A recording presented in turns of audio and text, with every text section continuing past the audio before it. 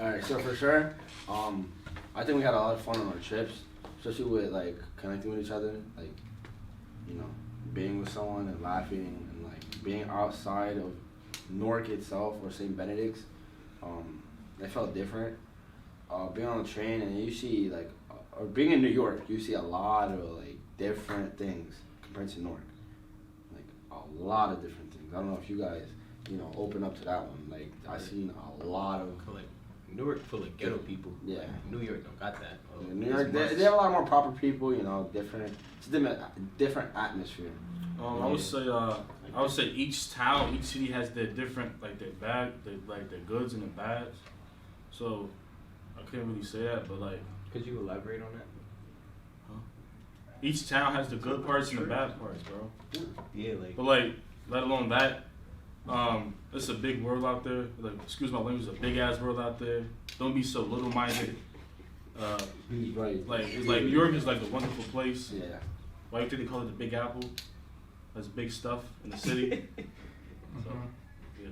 I feel like we gotta take the opportunities we have to go to these types of places because people come from all over the world to go visit the Met, to go visit the Whitney, to just walk in Central Park. And we're right here. And the fact that I remember when they asked us who had been here before, only like one or two of us raised our hands. And it's crazy because we're right here and people would actually save money their entire life or year to make it to a trip to come here. Yeah, we shouldn't take having places like New York for granted. Because New York is probably, I'd say top 2, top 3 most famous cities in the world. Maybe number 1. And also other trips, like for example, the American Dream, not anybody gets in there. Like without Blore, without us, build skills, we wouldn't have the opportunity to go such places. People don't even know that project is going on.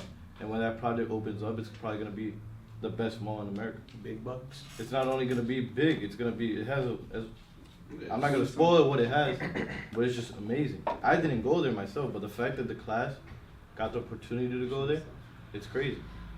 Another trip is, we're about to go next week to Universal McCann. Universal McCann, it's so hard to get in there that, imagine, we have to give our names in 48 hours before.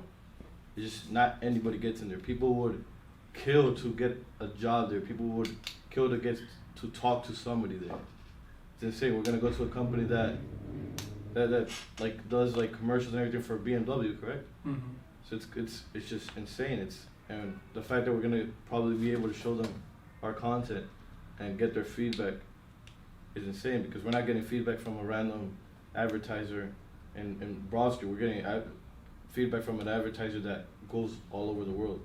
So I feel like all these trips have a great impact on how we think and how we view the world as a whole. Another thing, I feel like, I don't know, I can't speak for any of you guys, I can certainly speak for myself, that like going to New York and just looking around, like I never been to Central Park. Yesterday was my first time going to Central Park. And like I never learned how to ride skateboard until probably like last week. And riding a skateboard in Central Park was probably one of the best moments I had in my life. Especially with you guys, you guys being there, like that made it also like a great thing. So I want to hear what you guys had to say. Like, what was like the best experience you had, and like what made it the best experience? I would say, like you said, Central Park. There's so much diversity and like nationalities. They interact with each other. It's like unbelievable. Like you have so many people from around the world just come to New York and like view the sights, like eat, enjoy the concerts and stuff like that. It's just a wonderful experience to see different people like have a good relationship with like different people from around the world. Yeah, I think the vessel might be my favorite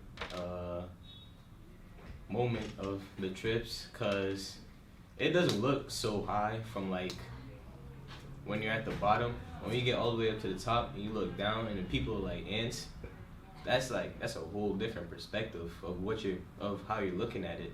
Cause like it goes, to me, it's kind of like it has a different meaning. Cause like it's basically saying don't judge a book by its cover. Cause like when you're outside, oh, it's not that small. I could do that in like 2 seconds. But when you look up and you see different things, different perspectives, like the view and all that, you think, oh, shit, maybe maybe it wasn't that easy, because it was a lot of steps, to be honest. And then I felt the tiles started moving. I had to get down as soon as possible. I got scared for my life. Yeah. To be honest, I think visit the museum was my favorite trip. It was two of them. No, museum. The Metropolitan. Oh. Okay. So, because I discovered like a lot of culture, also my culture, and I couldn't believe I would see something from my country over there. So, Some different roots. yeah. Culture, yeah. And I was very happy to see that. Yeah, So- me personally, my favorite trip, and part of the trip was going to the Whitney, but also going to the vessel, because I was so scared when I went to the top. Like, I was only at the top for like 5 seconds. I was so shook that I had to go down like right away. Yeah. I feel like my favorite part was the Highline. It's pretty basic if you think about it, but if you think deeper, that was a train track before. They really converted a train track into one of the best parks in the world. It's crazy. It just shows us that we can make the best out of the worst things. Because nowadays you see train tracks abandoned all over the place, and when in reality it could be turned into something like that. There's probably millions of people that walk there every month, every day, whatever. As many people, it's just crazy how they turn. It gives a sign of hope in a way that you don't have to be a millionaire and be super fancy to be a successful place. Like, for example, the Vessel. The Vessel is a place that it's a piece of artwork, but it doesn't always have to be, oh my god, wow, it's cool. It could be something as simple as a train track, and it becomes one of the most walked places in New York and in the world.